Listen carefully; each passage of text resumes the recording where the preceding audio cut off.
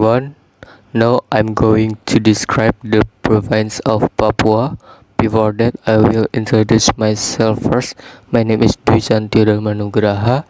My student number is D1A 023 10143. First topic is Papua. Extent, population, industrial product or commodities typical of the region. Papua is a province of Indonesia comprising the northern coast of Western New Guinea, together with island group in Cendrawasih Bay. To the west, it is bordered by the sovereign state of Papua New Guinea to the east, the Pacific Ocean to the north, Cendrawasih Bay to the west, and province of Central Papua and Highland Papua to the south. Next, industrial product or commodities typical of the region. The leading commodity product of West Papua province are cocoa, coffee, nutmeg, and sagu, as well as from the fisheries and marine sector, namely seaweed. Papuan industrial products are very diverse and interesting, reflecting the rich culture and artistic skill of the Papuan people. Several types of typical Papuan industrial products include weaving, wooden carved statues, traditional weapon, woven cloth, pearl necklace, and traditional musical instrument. In general, the Papuan population is divided into two large language groups based on the division of the language they use, namely the Austronesian language family and the non-Austronesian language family. Languages that belong to the Austronesian language group are often called the Melanesian language family, while Austronesian language are often called Papua language. Example for local language Papua: me is sa, you is ko, here is de, how are you is nara gerotelo, where you going is ko mo pimana, thank you is wawa. Hi, my name is Fitriani Hamidah, and now I will explain about some traditional food and drink in Papua. Papua is an island that is not only rich in natural and cultural charm, but also rich in food with unique flavors. The first is papeda. Papeda is a typical food of the people of East Indonesia made from sago. As we know, sago is a staple food for people in Papua's lowland and coastal areas. Papeda has a fairly tasteless and has a unique texture like a glue. Making papeda can be a bit challenging, especially if you're not familiar with the process. Here's a basic recipe to get you started. First, prepare the ingredients: sago palm flour, water, and salt. The first step is prepare water in a large pot and heat it to boiling. While waiting for the water to boil, prepare the sago flour in a separate bowl.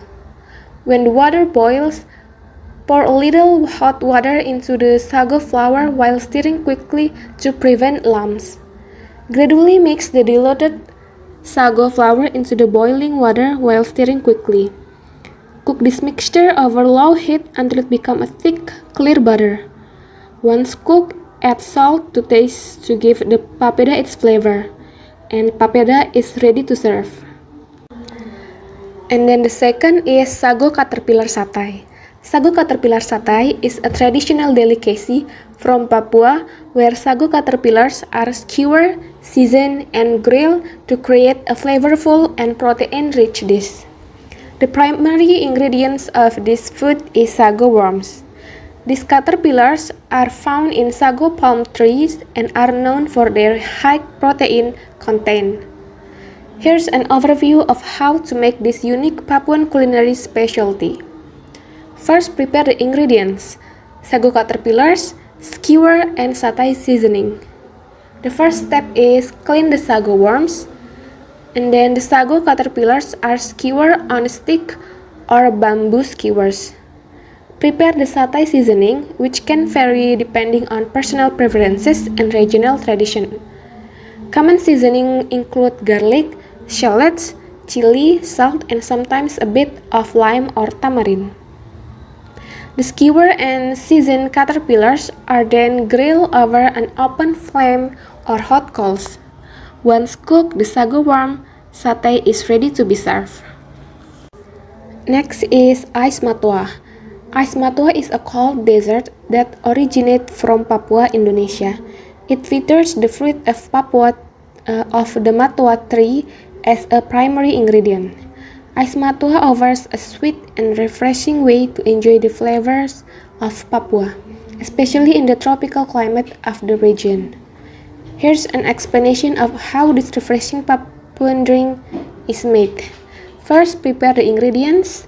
The ingredients are matua fruits, water, sugar, and ice cup. The first step is peel the skin of matua fruit and separate the seed. Put the matua pulp into a blender and add water and sugar. Blend all ingredients until it becomes a smooth mixture. Strain the matua mixture to separate the fine fibers and get clean matua juice. Put the juice into a glass filled with an ice cup and then the ice matua ready to serve. Assalamualaikum warahmatullahi wabarakatuh. My name is Zulfali Rahman and my name is D1A 023 101 44. And now I want to talk about the famous place in Papua. First one is Sentani Lake. Sentani Lake is one of the famous tourist attraction in Papua. In addition, in this lake there are 13 species of freshwater fish and 4 of them are endemic to Lake Sentani. Namely, the Lake Sentani is like corkfish, Sentani rainbow fish, red rainbow fish, and sawfish.